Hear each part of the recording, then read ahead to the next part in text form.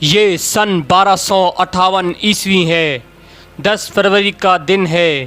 مسلمانوں کی خلافت عباسیہ کے 37ویں خلیفہ مستعصم باللہ اپنے چند فوجی افسران اور درباریوں کے ساتھ نکل کر ہلاکو خان کے خیمے کی طرف بڑھا تو ان کے ساتھ آنے والے تمام لوگوں کو خیمے کے باہر ہی روک لیا گیا اور خلیفہ کے اندر جاتے ہی سب کو قتل کر دیا گیا۔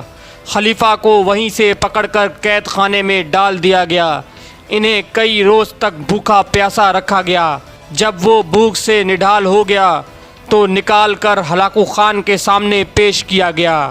جب کئی روز سے بھوکے عباسی خلیفہ نے پیش کیے جانے والے خوان کا ڈھکن اٹھایا تو اس میں ہیرے جواہرات تھے۔ ہلاکو خان نے کہا، کھاؤ۔ خلیفہ بولا، میں یہ کیسے کھا سکتا ہوں؟ جس پر ہلاکو خان بولا، تو پھر یہ چیزیں جمع کیوں کیں؟ اگر تم اس دولت سے جنگ کا سامان خریدتے، سپاہی بھرتی کرتے تو شاید آج میں دریا عبور نہ کر پاتا۔ جس پر عباسی خلیفہ نے سرد آہ بھرتے ہوئے کہا، خدا کی یہی مرضی تھی۔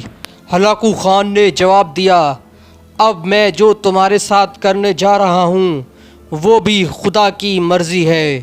دوستوں، آج کی اس ویڈیو میں ہم آپ کو بتانے جا رہے ہیں مسلمانوں کی عظیم خلافت عباسیہ کس طرح زوال کا شکار ہوئی اور وہ کون سی وجوہات تھی کہ ہلاکو خان نے تقریباً 10 لاکھ مسلمانوں کا قتل کیا اور بغداد کی اینٹ سے اینٹ بجا دی۔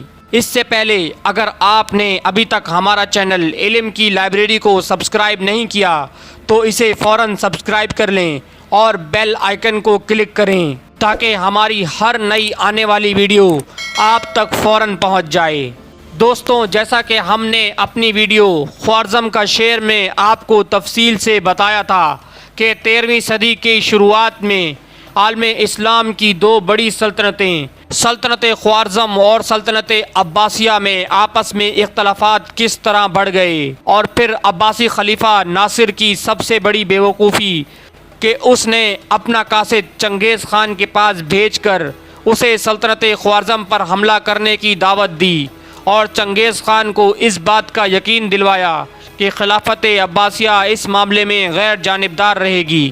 اور پھر آخر میں جب سلطان جلال الدین خوارزم شاہ خلیفہ کے پاس مدد مانگنے بغداد پہنچا اور منگولوں کے خلاف اتحاد بنانے کی درخواست کی تو خلیفہ نے اسے دھتکار دیا اور اس کے چھوٹے سے لشکر پر حملہ کر دیا۔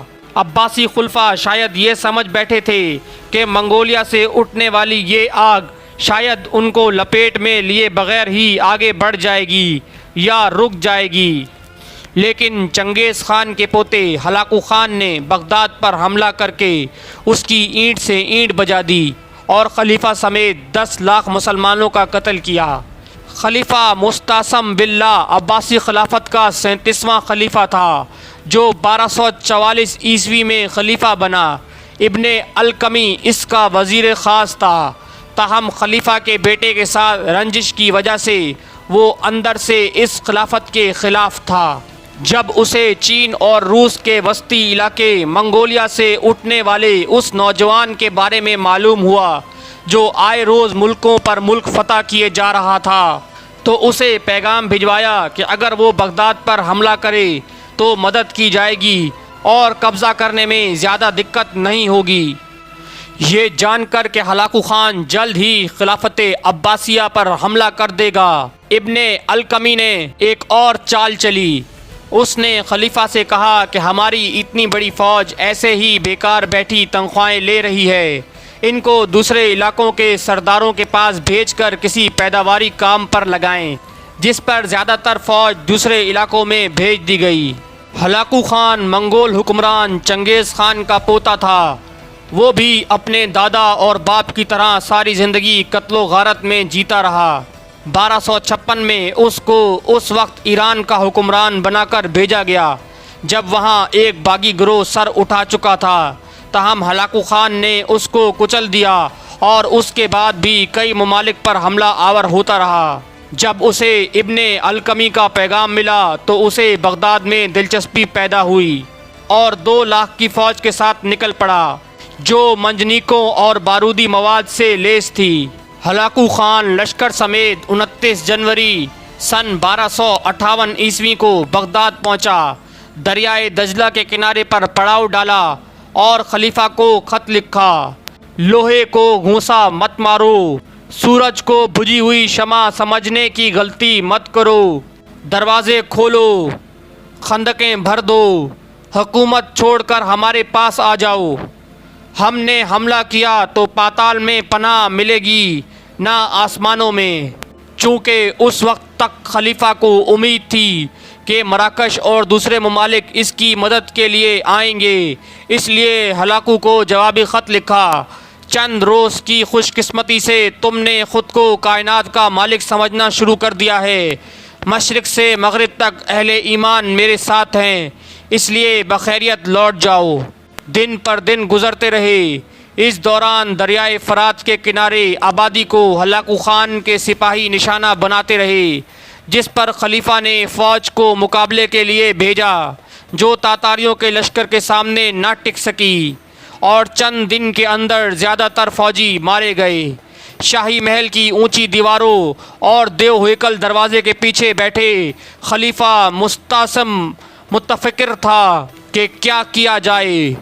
ایسے میں ابن القمی نے مشورہ دیا کہ اگر وہ خود ہلاکو خان کا استقبال کرنے چلا جائے جیسا کہ اس نے خط میں لکھا ہے تو شاید بات بن جائے، کیونکہ اسے مال و دولت سے غرض ہے جو خلیفہ کے پاس بے تحاشا ہے، وہ لے کر چلا جائے۔ خلیفہ نے اس تجویز پر غور شروع کر دیا اور بالآخر اس تجویز کو مان لیا۔ منگولوں کی روایات کے مطابق کسی بادشاہ کا زمین پر خون بہانا بدشگنی سمجھا جاتا ہے، اس لیے سپاہیوں کو حکم دیا کہ خلیفہ کو اس طرح سے مارو کہ خون زمین پر نہ گرے۔ خلیفہ کو قالین میں لپیٹ کر پہلے فوجیوں نے لاتوں گھوسوں کا نشانہ بنایا اور پھر اس پر اس وقت تک گھوڑے دوڑائے گئے جب تک موت واقع نہ ہو گئی۔ ہلاکو خان کی فوجوں نے بغداد میں اس حد تک قتل و غارت کی کہ دریائے دجلہ کا پانی کئی روز تک سرخ رہا، کتب خانوں کو جلا دیا گیا، گلیوں میں پڑی لاشوں کے ڈھیر سے اٹھنے والے تعفن کی وجہ سے ہلاکو کو رہائشی خیمہ شہر سے باہر لے جانا پڑا۔ ایک اندازے کے مطابق 5 سے 10 لاکھ افراد قتل کیے گئے۔ شاہی محل کا ایک دیو ہیکل دروازہ تھا جو سندل سے بنا ہوا تھا، جب اسے آگ لگائی گئی تو اس کی مہک نے لاشوں سے اٹھتے تعفن کو وقتی طور پر خوشبو میں بدل دیا تھا۔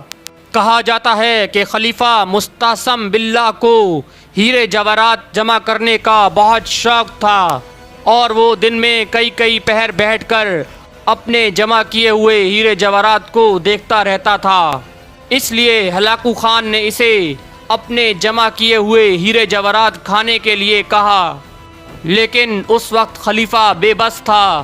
خلیفہ کے وزیر خاص ابن القمی کا بھی ہلاکو خان نے یہی حشر کیا۔